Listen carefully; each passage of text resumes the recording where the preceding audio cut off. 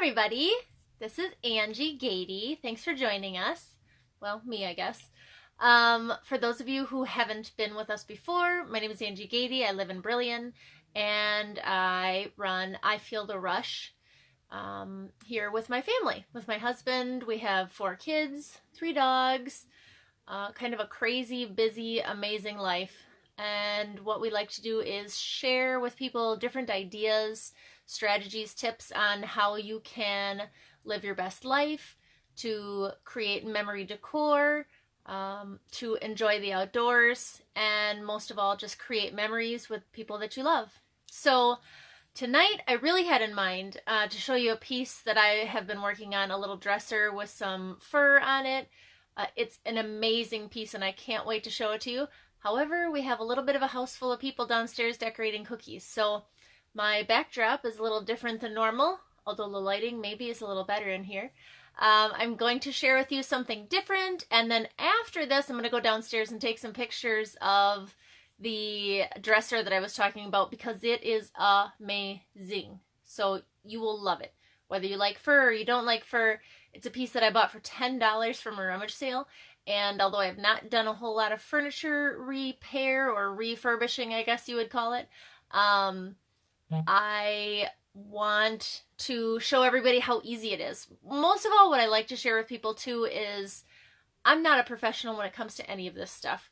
I'm just trying my hand at things, and it's not always perfect, but what I like to hear is different ideas. I like to share with people that it's not about perfection. It's about just dabbling with different things that interest you, and just see what you like. Some things I try, I don't really like them. Sometimes I try things that I think, this is amazing. Why didn't I try this before? And then I make a whole bunch of them. So a lot of times the videos that I'm showing you are referencing things I'm really just trying for the first time. So if you see something that I'm making and you think, I've done that before, I have great ideas or tips or suggestions, please share those. If there's something you've been wanting to try, but you're kind of nervous to, you don't want to invest the time, let me know. I'll try it. I mean, when it comes to decor, memory decor, furniture, I'm really up for the challenge. I'm really just dabbling around. So again, after this chat, I'd like you to visit a little bit later on or tomorrow and check out the pictures of the piece that I'm going to be showing you. And I'm going to do that live next week when there aren't a lot of people downstairs. And you'll be amazed and you'll be hopefully inspired. I have a great story that goes with the piece. But for tonight, what I'm actually going to do is talk about something a little different. I've kind of spoken a little bit about how I like to write. I like to journal. I like to keep track of all my craziness in journals. So I ordered a little while ago some personalized journals. And I've mentioned that before. For those of you who aren't journalers currently, or maybe you've kind of dabbled in it, but you're not sure what to do, I just wanted to go through some basics. I haven't really ironed out this chat per se, but I just wanted to share some of my personal experiences with journaling and how you can get started. So what I'm going to show you, and keep in mind this particular journal, I've personalized this one, but I love journals so much, and you can get them anywhere. Walmart, Barnes & Noble, Target, 50/50, any stores that you go to these days have journals, whether they're blank journals or they're journals that you get that have little cues on what to write, or Amazon. Search Amazon for blank journals, and quite honestly, it doesn't have to be a journal at all. Use some printer paper, use a spiral notebook if you really just don't know how to get started and you just want to start today, and you don't have to have a special journal. Just take some paper and get started. So I'm going to show you this one though. I actually ordered this. I Feel the Rush. I know you can't see this. This is backwards. So I'll read it to you. But basically it says, I feel the rush when, and then I have underneath it, document your memories to ensure that they may be relived by you or your loved ones long after the moment has passed. And I want to speak to that first, because the truth is, even for myself, when I journal, for instance, last year was the beginning of the year that we had our business, and I've been journaling ever since then.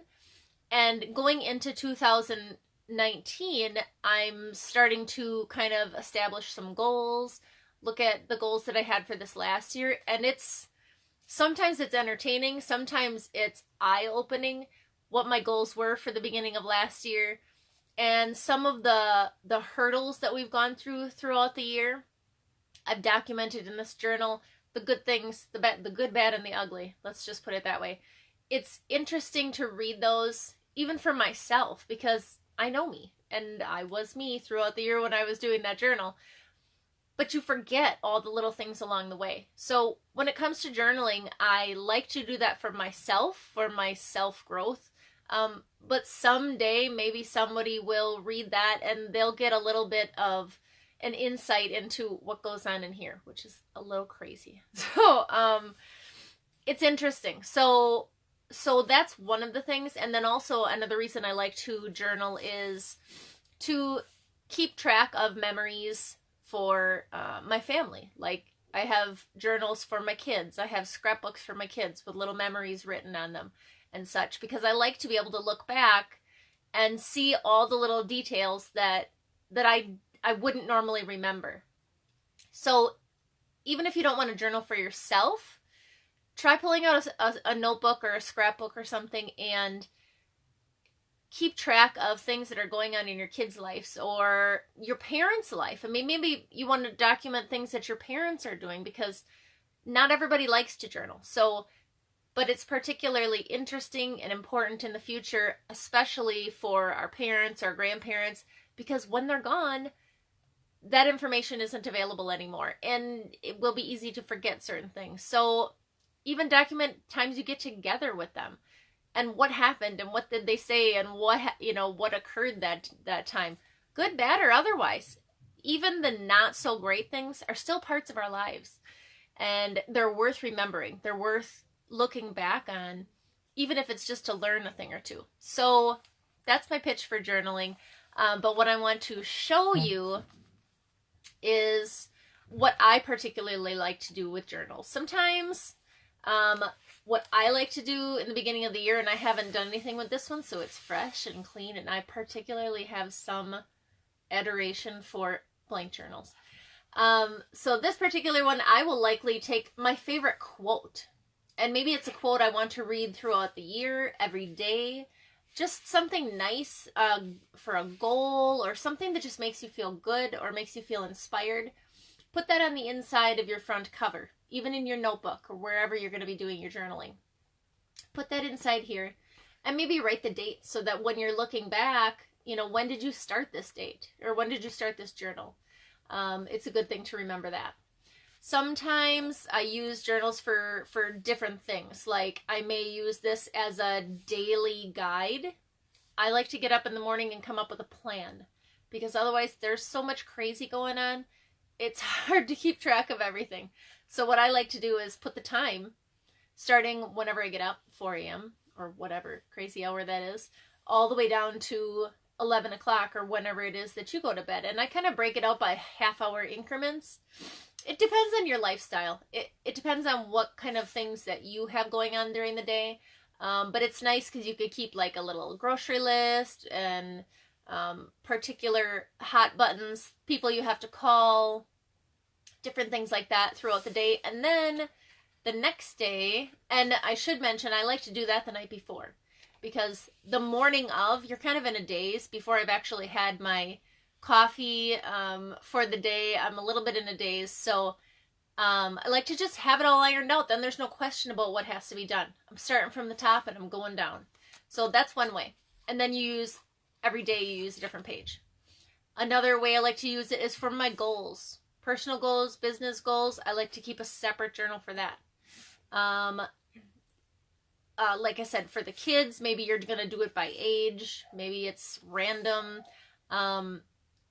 Another thing that I have in mind for journals in the future, and I'm interested to hear what you guys think about this, but I'm planning to design a journal that I would have printed that would have like daily inspirational things and daily cues for what to write about when it comes to memories, things that might inspire you. What's your earliest memory? What's a memory of your mother? What's a memory of a sibling that you like, or what's a memory that's not that you're not so fond of? Just some triggers. And then also goals. So along with a trigger about a history is, what could I do today that would help to get me closer to a particular goal that I have? That's the big thing for this year. This year I'm really trying to focus on not what have we done in the past, because that is in the past. If we want to get closer to our goals, we have to take the little bitty steps that will get us closer to that. So that's my big thing for this year, and that's going to be part of that journal that I'm going to design, is what are the needle movers? What's going to get us closer to our goal, even if it's just in a little way. And it might be you're not so extroverted and you don't really talk to people that much. Pretend that's you. That's not me, obviously. But maybe it would mean just saying hello to someone in passing. You know, maybe it's as small as that, which could be a big thing if you're really not used to doing that kind of thing. Or it can be as something like, you're trying to grow your business, so you're going to contact someone you could collaborate with today. So those little cues are going to be included in the journal, and my goal is to have that be for a whole year. So this particular one is blank, but I just wanted to take a little bit of time to say, in the next week before January 1st, please take some time to look back over the past year and acknowledge all the great and wonderful things that have happened. And maybe it wasn't such a great year. And let's set some inspiration and intention for this next year. Let's be intentional about it being a fantastic year, and what are the little ways that you can get headed in that right direction. So what I want to do to help everybody get started is, I would love to share one of these with someone. And what I'm going to ask you to do is share this video, and January 1st, I'm going to randomly select someone to win one of these journals, and then I'll be sending it to you. So please like this video, share it with your friends.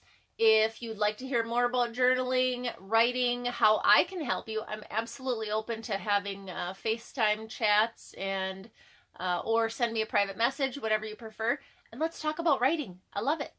So share this video. January 1st, I will give away this journal to someone to help you off on the right foot for the new year. And that's it. I hope you guys are having a fantastic day. I hope you're getting ready for the holidays and spending lots of time with your family. I'm grateful for every single one of you that hangs out with us each week, and I look forward to chatting with you again. Have a wonderful day, and we'll talk to you soon. Bye.